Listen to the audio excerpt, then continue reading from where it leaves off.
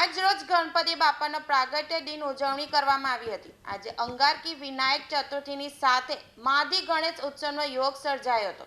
માધી ગણેશનો મહિમા મહારાષ્ટ્રમાં ખૂબ જ વ્યાપક છે। આ દિવસે ભગવાન શ્રી ગણપતિનો પ્રાગટ્ય દિન છે। આ પ્રસંગે સુરતના પાલ પાટિયા સ્થિત સિદ્ધિ વિનાયક ગણપતિ મંદિરમાં ભવ્યથી ભવ્ય ગણેશ યાગ સહિતના કાર્યક્રમો યોજવામાં આવ્યા હતા। વધુ માહિતી આપતા સિદ્ધિ વિનાયક ગણપતિ મંદિર પાલ પાટિયાના મેનેજિંગ ટ્રસ્ટી નીતિનભાઈ મહેતાએ જણાવ્યું હતું કે મંગળવારે અંગારકી વિનાયક ચતુર્થી અત્યંત શુભ યોગ સર્જાવાનો છે, કેમ કે આ દિવસે દેવાતી દેવ વિઘ્નહર્તા ભગવાન શ્રી ગણપતિ બાપાનો પ્રાગટ્ય દિન છે। આ દિવસે ભગવાન શ્રી ગણપતિ બાપાની પૂજા અર્ચના આરાધના દર્શન માત્રથી ભક્તજનો પાવન થઈ શકે છે। આ પ્રસંગે પાલ પાટિયા સ્થિત સિદ્ધિ વિનાયક ગણપતિ મંદિર ખાતે વહેલી સવારથી મોડી સાંજ સુધી અનેક કાર્યક્રમોનું આયોજન કરવામાં આવ્યું હતું। જય ગણેશ।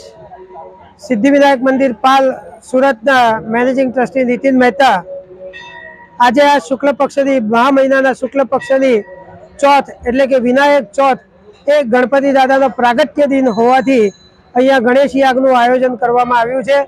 આ મંદિરમાં આજે લગભગ 125 જેટલા યુગલો આ ગણેશ યાગમાં જોડાયા છે અને ઉત્સાહભેર તેઓ અહીંયા આ પ્રસંગે ઉપસ્થિત રહીને મંદિરના જે કાર્યકરો છે તેનો પણ ઉત્સાહ વધાર્યો છે।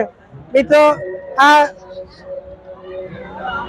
સિદ્ધિ વિનાયક મંદિર પાલ એ આજે ખૂબ વિખ્યાત મંદિરોમાંનું એક મંદિર આ સુરત શહેરનું છે। સમગ્ર દક્ષિણ ગુજરાત અને સુરત શહેરમાંથી હજારોની સંખ્યામાં સવારે 6 વાગ્યાથી લોકો આવી રહ્યા છે અને મોડી રાત સુધી અહીંયા લોકો આ દર્શનનો લાભ લેશે। માઘી ચોથ ચતુર્થી એ મહારાષ્ટ્રમાં ખૂબ પ્રચલિત છે આ તહેવાર। આ વખતે પણ આ મહા મહિનામાં ચોથને દિવસે વિનાયક ચોથને દિવસે આ ગણેશ યાગ અને દિવસ દરમિયાન ગણપતિની આરાધના અનેક કાર્યક્રમો આ મંદિર ટ્રસ્ટ દ્વારા હાથ ધરવામાં આવ્યા છે। સૌને આ મંદિરમાં દર્શને પધારવા માટે આગ્રહભર્યું નિમંત્રણ છે।